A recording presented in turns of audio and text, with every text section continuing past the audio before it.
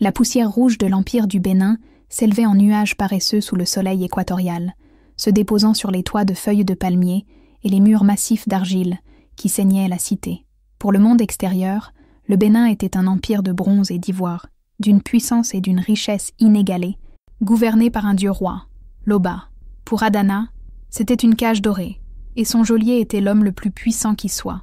Son mari, Loba Ewar. L'histoire que je vais vous raconter n'est pas coulée dans des plaques de bronze sur les piliers du palais, ni chantée par les griots royaux. C'est une histoire chuchotée dans les recoins sombres. Une histoire d'amour, d'obsession et d'un secret si terrible qu'il ne pouvait être reflété. Elle commence, comme beaucoup d'histoires de pouvoir, par un mariage. Adana n'était pas de sang royal. Elle était la fille d'un chef d'un village récemment assujetti, offerte comme un tribut de paix, un sceau vivant de loyauté au Grand Toba. Sa beauté était d'un genre discret et profond, comme le calme d'une rivière avant la cascade. Ses yeux, de la couleur des noisettes grillées, contenaient une intelligence que la plupart des hommes de la cour du Bénin trouvaient déconcertante chez une femme. Et Ouaré, cependant, semblait fasciné par elle, les fasciné. Il était tout ce que les légendes disaient, grand, avec la posture d'un léopard sur le point d'attaquer, sa voix un baryton suave, qui pouvait se durcir jusqu'à l'acier en un clin d'œil. Il couvrit Adana de cadeaux, des tissus de Kent, qui semblaient tissés avec le coucher du soleil lui-même, des bracelets d'ivoire aussi blancs que le cœur d'une fleur d'igname, et des colliers de perles de corail qui indiquaient son nouveau statut comme l'une des épouses favorites de Loba. Elle avait des appartements privés, des servantes qui s'empressèrent de satisfaire tous ses caprices, et la faveur du roi lui-même. Mais il y avait une condition, une règle bizarre et absolue. Lors de leur première nuit ensemble, dans ces appartements opulents, éclairés par des dizaines de lampes à huile de palme, Eware prit son visage entre ses mains fortes. Ses yeux étaient intenses, presque fiévreux. « Ma Adana, ma fleur de la rivière », murmura-t-il, sa voix vibrant d'une émotion qu'elle ne parvenait pas à déchiffrer. « Tu auras tout ce que mon empire peut offrir. Ma puissance sera ton bouclier, ma richesse ton tapis. Je ne te demande qu'une seule chose, une preuve de ton obéissance, de ta confiance en moi. » Adana acquiesça, le cœur battant à tout rompre. Elle était prête à n'importe quelle demande, n'importe quel serment. « Tout ce que vous voudrez, mon seigneur. » Son étreinte se resserra légèrement. « Jamais, tu ne dois jamais regarder ton reflet. Aucun miroir de bronze poli, aucun bol d'eau stagnante, pas même la surface d'une rivière calme. Ton visage est pour mes yeux, et seulement pour les miens. Ta beauté sera gardée dans mon regard. » Le promets-tu ? L'étrangeté de la demande la fit frissonner. Pourquoi ? Quel mal y aurait-il à voir son propre visage ? Mais elle était une nouvelle épouse dans une terre étrangère, mariée à un homme considéré comme un dieu. Sa volonté était loi. « Je le promets, mon seigneur, » dit-elle, sa propre voix n'étant qu'un murmure. Et c'est ainsi que sa nouvelle vie commença. Toutes les surfaces réfléchissantes furent retirées de ses appartements. Ses servantes reçurent l'ordre de vider les bassines d'eau immédiatement après usage et de les garder couvertes. Lorsqu'elle se promenait dans les jardins du palais, elle était toujours accompagnée, guidée loin des bassins ornementaux, où flottaient les fleurs de lotus. Au début, Adana tenta de rationaliser. Peut-être était-ce une coutume royale qu'elle ignorait. Peut-être était-ce une démonstration extrême de possession, une façon pour Loba de sentir qu'elle lui appartenait entièrement. Elle essaya de se concentrer sur les aspects positifs. Ewar était un mari attentionné, la plupart du temps. Il passait des heures avec elle, écoutant les histoires de son village, louant son intelligence. Il semblait véritablement charmé par elle. Mais l'interdiction planait sur tout, une ombre silencieuse. Elle commença à oublier les détails de son propre visage. Elle se souvenait de la forme générale, mais les petites choses, la courbe exacte de sa lèvre supérieure, la façon dont un sourcil s'arquait légèrement plus que l'autre, la petite cicatrice près de sa tempe due à une chute d'enfance, commencèrent à s'estomper. Elle devint un fantôme pour elle-même. Son identité était lentement effacée, remplacée par l'image qu'elle voyait dans les yeux de son mari. Et parfois, dans cette image, elle voyait quelque chose qui la troublait, une lueur fugitive de peur, de désespoir. Cela ne durait qu'un instant, avant d'être remplacé par sa confiance royale habituelle. Les autres épouses, les Ioba, la regardaient avec un mélange d'envie et de pitié. Elles chuchotaient derrière leurs éventails en plumes d'autruche. La sans-visage, l'appelait-elle. Il la brisait sans même la toucher. Sa seule confidente était une jeune servante nommée Ifé, venue avec elle de son village. If avait les yeux vifs et était loyale jusqu'à la moelle. Ce fut If qui, la première, donna voix au doute d'Adana. « Madame, dit Ifé un soir, en tressant les cheveux d'Adana, ceci n'est pas naturel. Un homme qui interdit à sa femme de se voir se cache quelque chose, soit en elle, soit en lui. » Les mots d'If résonnèrent dans les pensées d'Adana. La curiosité, une graine plantée la nuit de noces, commença à germer, à développer des racines fortes et tenaces. Quel secret pouvait être si grand? L'obsession commença à s'emparer d'elle. Elle commença à tester les limites. Un jour, en passant dans un couloir, elle vit un bouclier de guerre en bronze poli appuyé contre un mur. Son cœur martela contre ses côtes. Ses gardes étaient à quelques pas derrière, distraits par un noble qui passait. D'un mouvement rapide, elle se tourna et regarda. Mais avant que son visage ne puisse se focaliser sur la surface courbe et déformée, une main saisit son bras avec une force écrasante. C'était Ewar. Il était apparu de nulle part, silencieux comme une ombre. Son visage était pâle sous sa peau sombre, ses yeux des flammes jumelles de fureur et de panique. « Que crois-tu faire » siffla-t-il, sa voix dangereusement basse. Il ne cria pas. C'était pire. C'était un son de pure terreur contenue. Il la traîna jusqu'à ses appartements, sa main un étau sur son bras. Une fois à l'intérieur, il la relâcha enfin. Il ne la frappa pas. Au lieu de cela, il fit les 100 pas comme un animal en cage, ses mains s'ouvrant et se fermant. « Je te l'ai interdit !» explosa-t-il enfin, sa voix un tonnerre contenu. « C'était la seule chose que je te demandais. La seule chose. Es-tu si faible, si désobéissante? Je voulais juste me voir, » cria Adana, les larmes jaillissant enfin. « Tu es ma femme. Tu te vois à travers moi. Cela ne te suffit pas ?» Son désespoir était palpable, presque plus effrayant que sa colère. À cet instant, Adana comprit la vérité. L'interdiction ne la concernait pas. Elle n'avait jamais concerné sa beauté ou son obéissance. Elle le concernait, lui. La peur dans ses yeux n'était pas qu'elle lui désobéisse. C'était la peur de ce que le miroir pourrait révéler. À partir de ce jour, sa mission changea. Il ne s'agissait plus de voir son propre visage. Il s'agissait de découvrir le sien. Elle et Ifé commencèrent à enquêter, discrètement. Ifé, avec sa capacité à se déplacer sans être remarquée parmi les serviteurs, devint ses yeux et ses oreilles. Elle entendit des bribes d'histoire sur l'ascension d'Ewar au pouvoir. Il n'était pas l'héritier direct. Il avait un frère aîné, Ozigbo, qui était le favori de leur père. Ozigbo était mort subitement, d'une maladie mystérieuse, quelques semaines avant la succession. Personne ne posa de questions. Eware était charismatique, fort et impitoyable. Il consolida rapidement son pouvoir. Mais les serviteurs plus âgés se souvenaient d'Ozigbo. Ils disaient qu'il était plus gentil, plus juste. Et ils se souvenaient d'autre chose. Ewar, après la mort de son frère, passa un mois entier isolé, refusant de voir qui que ce soit. Quand il réapparut, il était différent, plus intense, plus puissant. Et c'est alors que son aversion pour les surfaces réfléchissantes commença. Il bannit les grands miroirs de bronze que son père aimait tant, prétendant qu'ils étaient une vanité inutile. Adana assembla les pièces.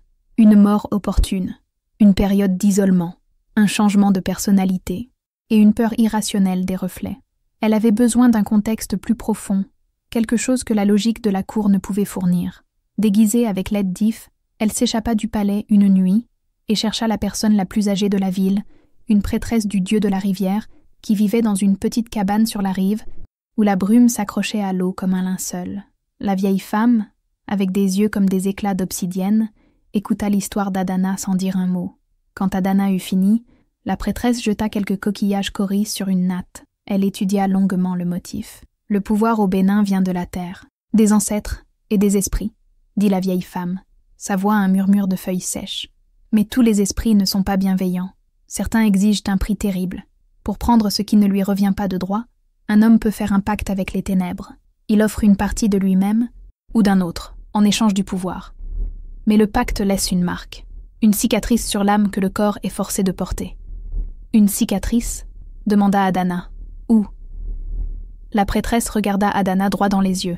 Ce n'est pas une cicatrice que l'on peut voir à l'œil nu, mais la vérité vit dans les reflets. Un miroir honnête, une eau pure, ne reflète pas seulement la peau que le monde voit.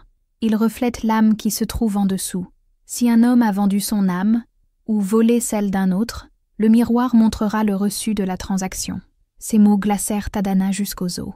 Son vrai visage. Le titre de son histoire personnelle prenait maintenant un sens terrible. Ewar n'avait pas peur qu'elle se voie. Il avait peur que, dans le même reflet, Elle voit ce qu'il était vraiment. Il la protégeait, non pas de sa propre vanité, mais de sa monstruosité. Ou, plus probablement, il se protégeait lui-même de l'exposition. Adana retourna au palais avec une détermination froide. La peur avait été remplacée par un besoin de justice, pour le frère mort, pour sa propre liberté volée. Elle ne pouvait pas continuer à vivre comme la propriété d'un homme dont l'image même était un mensonge. Elle et Ife élaborèrent un plan dangereux. Il y avait un endroit dans le palais où l'on pouvait trouver un miroir parfait. Ce n'était pas un miroir de vanité, mais un objet rituel. Dans le sanctuaire des ancêtres, gardé au cœur du complexe royal, il y avait un grand disque de bronze, poli au fil des générations, avec du sable fin et des huiles sacrées, jusqu'à être plus clair que n'importe quel miroir européen. Il n'était utilisé qu'une fois par an, lors de la cérémonie la plus sacrée, pour capturer la lumière du soleil et prouver la pureté de la lignée royale. Il était gardé par des prêtres farouchement loyaux à Loba. Obtenir le miroir était impossible. Mais elle n'avait pas besoin de le prendre. Elle devait y amener Loba. Adana utilisa sa plus grande arme, la confiance qu'Ewar y avait en elle. Pendant des semaines, elle fut l'épouse parfaite, docile, affectueuse, ne mentionnant plus jamais les miroirs ou son propre visage. Elle calma ses soupçons. Puis, elle feignit une maladie de l'esprit. Elle dépérissait, refusait de manger, elle parlait de cauchemars, de se sentir s'évanouir. If, pleurant des larmes de crocodile, dit à Loba que sa dame sentait son âme quitter son corps parce qu'elle ne reconnaissait plus sa propre demeure. La solution, murmura Adana d'une voix faible à un Ewar de plus en plus désespéré, était un ancien rituel de son village. Elle devait être emmenée dans un lieu sacré, un lieu de pouvoir, et voir son visage reflété sur une surface bénie, pour que son âme puisse la reconnaître et revenir. « N'importe où, mon amour. Dis-moi ce dont tu as besoin, » dit Ewar, son inquiétude obscurcissant son jugement. « Le lieu le plus sacré de ce palais, » dit Adana. « Là où résident les ancêtres, votre miroir sacré. Seule sa lumière peut me guérir. Et j'ai besoin que tu sois là. J'ai besoin de voir ton visage à côté du mien, pour que mon âme sache que je suis en sécurité avec toi. » Ewar hésita. Sa panique était un courant sous-jacent visible sous son inquiétude. Emmener Adana au miroir rituel était un risque. Mais l'idée de la perdre, sa plus belle et intelligente épouse, la femme qu'il semblait véritablement aimer d'une manière possessive et sombre, était un risque encore plus grand. Son amour, son arrogance et son inquiétude se livrèrent bataille, et son arrogance l'emporta. Il croyait que sa volonté était plus forte que n'importe quelle superstition, n'importe quel reflet. Il contrôlerait la situation. Il accepta. La nuit de la cérémonie privée arriva. L'air dans le sanctuaire des ancêtres était lourd de l'odeur de l'encens et des siècles de pouvoir. Les prêtres, instruits par Loba, découvrirent le grand disque de bronze. Il était monté sur un support en bois d'ébène, et sa surface était impeccable, un cercle d'or liquide et sombre. Adana, appuyé sur Ife, semblait fragile et malade. Ewar était à ses côtés, sa présence remplissant la pièce. « Tu vois, mon amour » dit-il doucement, sa voix résonnant dans le silence. « Il n'y a rien à craindre. » Il l'amena devant le disque. « Regarde, vois la beauté que je vois tous les jours. » Adana leva lentement la tête. Elle regarda le bronze. Pour la première fois depuis des années, elle se vit. Son visage était plus mince, ses yeux plus grands et plus hantés qu'elle ne s'en souvenait, mais c'était elle. La petite cicatrice sur sa tempe était là. Une vague de vertige et de soulagement la parcourut. Son âme rentra chez elle. Mais ce n'était pas pour cela qu'elle était là. D'un mouvement qui choqua tout le monde, elle ne recula pas. Au lieu de cela, elle saisit la main d'Ewar et le tira plus près, de sorte que leurs visages se retrouvèrent côte à côte dans le reflet. « Regarde avec nous, mon Seigneur, » dit-elle, sa voix maintenant forte et claire. « Vois comme nous sommes bien ensemble. » Ewar tenta de reculer. Un son étranglé s'échappa de sa gorge. Mais il était trop tard. Ses yeux rencontrèrent son propre reflet. Et Adana vit. Le monde entier vit. Dans le miroir, le visage d'Adana était clair et net, mais le visage à côté du sien n'était pas celui d'Ewar, pas entièrement. C'était une tapisserie grotesque d'horreur. La moitié du reflet était le beau visage royal de Loba, mais l'autre moitié était pourrie, la peau grise et tendue sur l'os. Un œil, une orbite vide et noire, d'où une ombre semblait s'écouler. Et superposé à tout cela, comme une double exposition fantomatique, il y avait un autre visage, un visage plus doux, plus gentil, figé dans un cri silencieux d'agonie. Le visage de son frère, Ozigbo. Le miroir ne reflétait pas sa peau, il reflétait son pacte, son âme volée et l'entité sombre à laquelle il s'était lié. Le prix du trône était là, visible de tous. Ewar hurla. Ce n'était pas un cri de roi, but le cri aigu et terrifié d'une âme mise à nu. Il trébucha en arrière, renversant un brasero, ses mains couvrant son vrai visage, comme si cela pouvait cacher la vérité dans le reflet. Les prêtres regardèrent du miroir à l'aube, l'horreur se transformant en compréhension et en répulsion sur leur visage. La divinité d'Eware se brisa comme du verre. Il n'était pas un dieu, il était un fratricide, un homme lié à une abomination. Dans la confusion qui s'ensuivit, Adana ne s'enfuit pas. Elle se tint droite et fière, devant le miroir qui l'avait libérée de plus d'une manière. Elle regarda son propre visage, fort et entier. La chute d'Eware fut rapide. L'histoire de ce qui s'était passé dans le sanctuaire se répandit comme une traînée de poudre. Les Uzama, les nobles faiseurs de rois, qui soupçonnaient depuis longtemps sa cruauté, avaient maintenant la preuve divine de sa corruption. L'homme qui gouvernait par la peur fut consumé par elle. Il fut déposé, sa lignée considérée comme souillée. Son destin final se perdit dans les murmures de l'histoire, mais on ne le revit plus jamais. Et Adana, elle ne devint pas reine. Elle ne voulait pas du pouvoir qui avait corrompu son mari. Elle ne demanda qu'une chose, la liberté de retourner dans son village. Mais elle ne revint pas comme la jeune épouse tribu qui était partie. Elle revint en tant qu'Adana, la briseuse de miroirs, la femme qui regarda le visage d'un monstre et le força à se voir lui-même.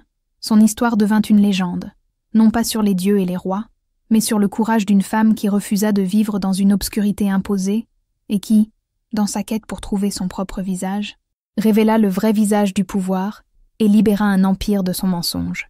Et l'on dit que, jusqu'à la fin de ses jours, elle garda un petit miroir de bronze poli à ses côtés, non par vanité, mais comme un rappel que parfois, l'image la plus importante que nous puissions voir n'est pas la nôtre, mais la vérité qui se cache derrière les yeux des autres.